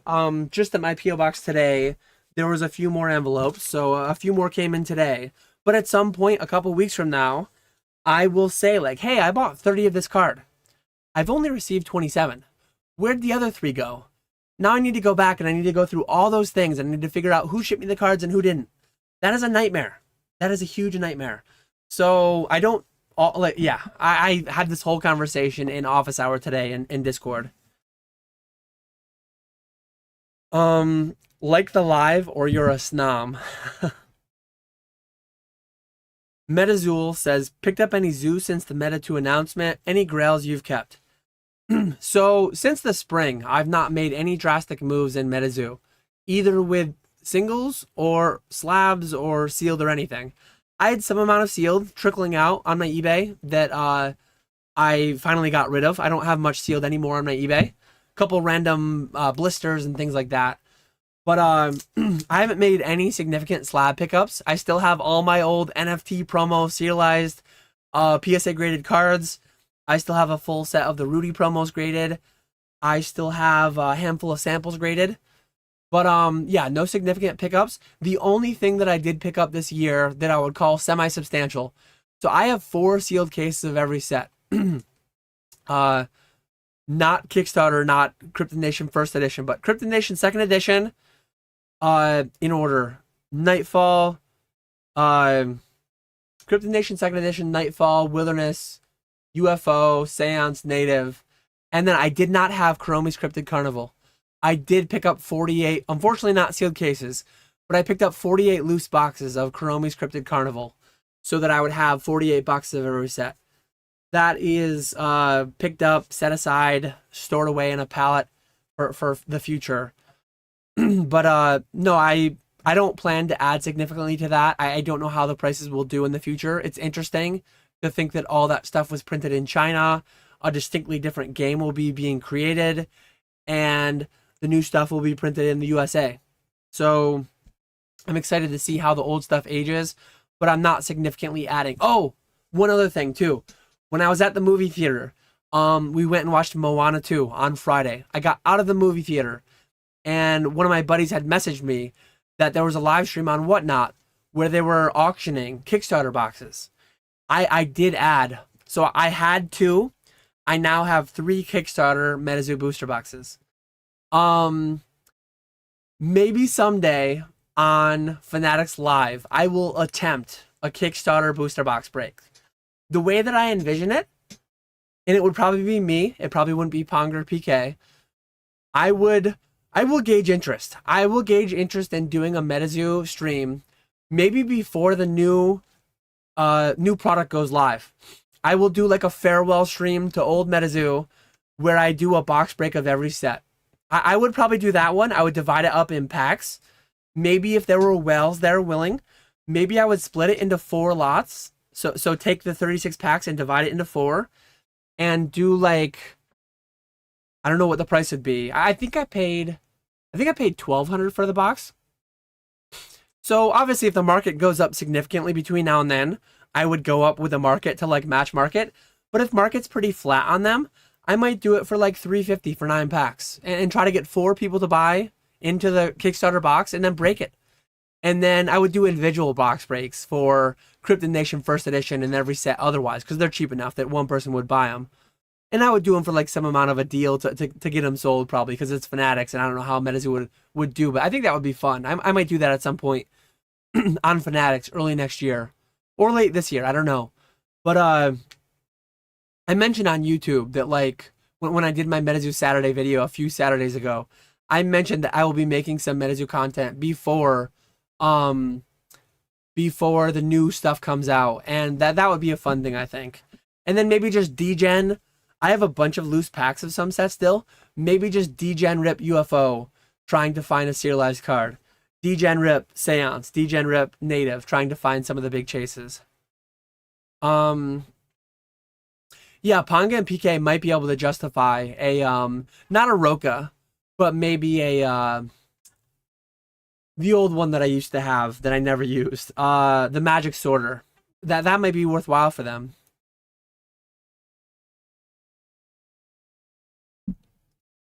Steve Collectible says, "What's up, Dan? That Kickstarter box in the back is looking crispy. What's your opinion on the old printers reprinting old cards? Heard some good arguments from both sides and leaning towards they won't." Yeah, I have no idea. I have no knowledge or relationship with the people who were printing. There's a lot of risk. There's a lot of risk with having Chinese printers. I think Millennium Print Group, as Charlie mentioned in his live stream with Nick Strength and Pokemon, it's a lot more locked down, the supply chain and the risks of having things like that happen. Obviously, Pokemon has some amount of things that were supposed to go to the shredder, some amount of the Fusion Strike hits that walked out of Millennium Print Group, the uncut sheets that walk out that shouldn't. Not that it's perfect, but it's significantly better than China, and it can be controlled significantly better than China. And the laws apply and can be applied more directly to anyone violating those things. So I have no idea, but I think it was smart. I think it was smart of MetaZoo to move printing to the United States. That's really my own thoughts. Whether or not the old printers will spool off more Kickstarter, I hope not. I have no idea. Like I have three Kickstarter boxes. I hope they don't print another 10,000 Kickstarter boxes. That would be bad. Sky says, "How was your Black Friday, Cyber Monday? Any big purchases for the family? Any big sales on eBay or other platforms?" No. I know PK and Ponga both did a couple little things on Fanatics Live. They put some deals in the buy it now. I didn't buy anything like personally at all. I don't really need anything. If I need something, I buy it. I didn't get lured into like some new TV or new whatever. Like yeah, nothing big to report there. Order Wand Google Chrome extension is very helpful to keep track of TCG Player orders. It can pull all the sales you made and export to Excel with all the information you need to track who sent what. Order Wand. That is very interesting. I will make a note of that. I very much appreciate that. One nice thing is some orders come with tracking, but so much of TCG Player is PWE. So much of it comes with no tracking whatsoever. So that's where the main issue comes up. Mountain West Collectible says, "Obviously different for you and your situation, but what is your dollar amount that you blind buy from TCG Player versus eBay? Found myself spending way too much time sourcing single listings for less than $5 cards." Yeah, I will blind buy all the way up to a Moonbryon. I've bought $1,000 raw cards on TCG Player. I don't do it a ton, but like occasionally I'll go for it. I have bought all the way up to and including $1,000 raw card blind on TCG Player. PokeInvest says, "I'm new and I bought a booster box of Temporal Forces. Should I keep buying one at a time or save up for cases?" Too many questions I would have to ask to clarify. Like I don't know. I don't know your situation. I don't know what your opportunity cost is. Subscribe if you want to. My video on Monday might answer that question better. My video on Monday will go into depth on 30 minutes of talking about what opportunity cost is and why a lot of people are doing things very detrimental to them and their finances and their businesses without realizing it sometimes.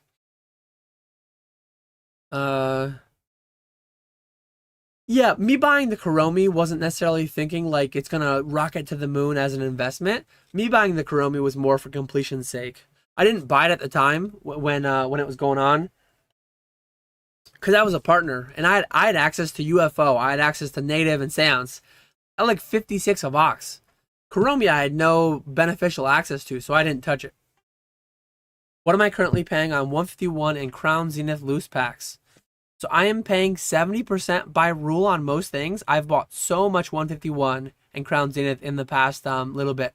I will round up and I will say, so Crown Zenith 70% is 341.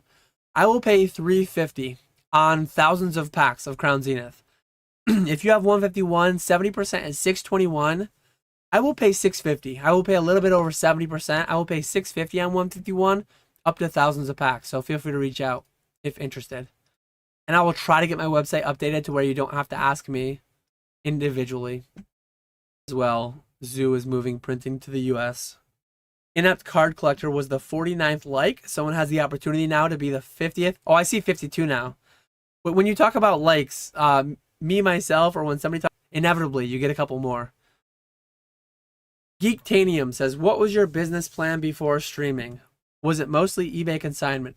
So I made some videos over the years on YouTube, and I will make more in the future detailing like the split on my business, how it's fared. The changes have been drastic. In the past 3.5 years since I've been full-time, I was on target to have 70% of my business being Troll and Toad Evo, and they took it away from me. Then I was on pace for 95% of my business to be eBay, primarily through the eBay vault, and they took it away from me. And now it's like 90% of my business is poised to be, not 90, 70, 75% of my business is poised to be Fanatics, and that's through Fanatics Collect and Fanatics Live.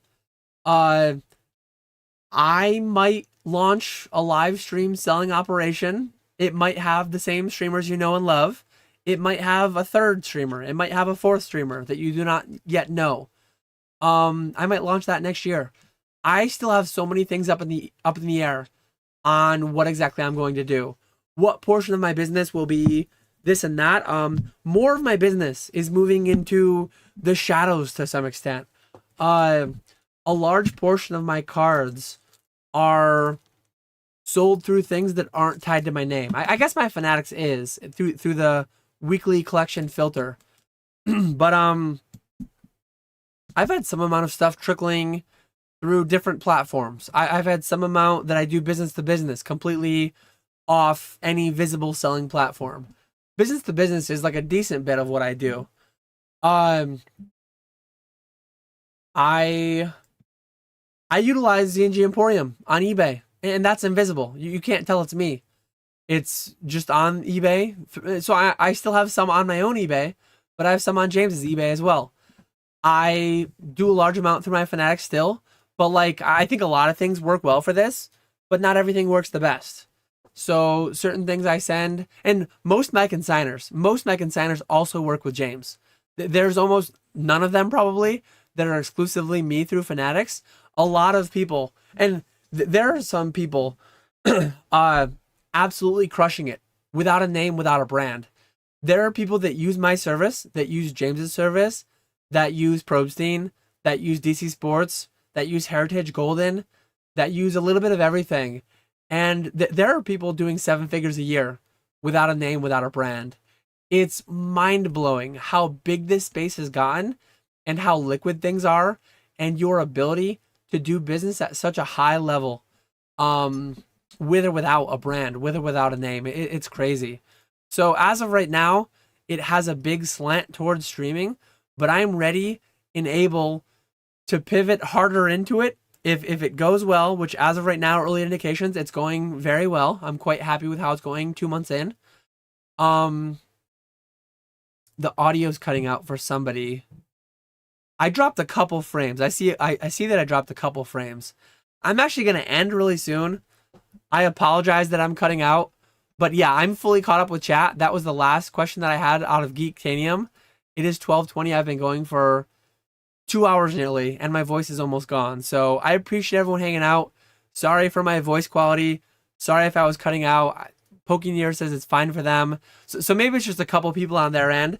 But I am still going to take this time to end the stream because I have fully caught up with chat. I appreciate everyone hanging out as always. Catch me every week here on YouTube live. Catch me every other week live on PokeFlips. And catch Ponga and PK live every night on Fanatics. If you're interested, feel free to reach out if you want to sell to me, if you want to consign with me. I hope everyone has a great night, great rest of their week. I will catch you all later.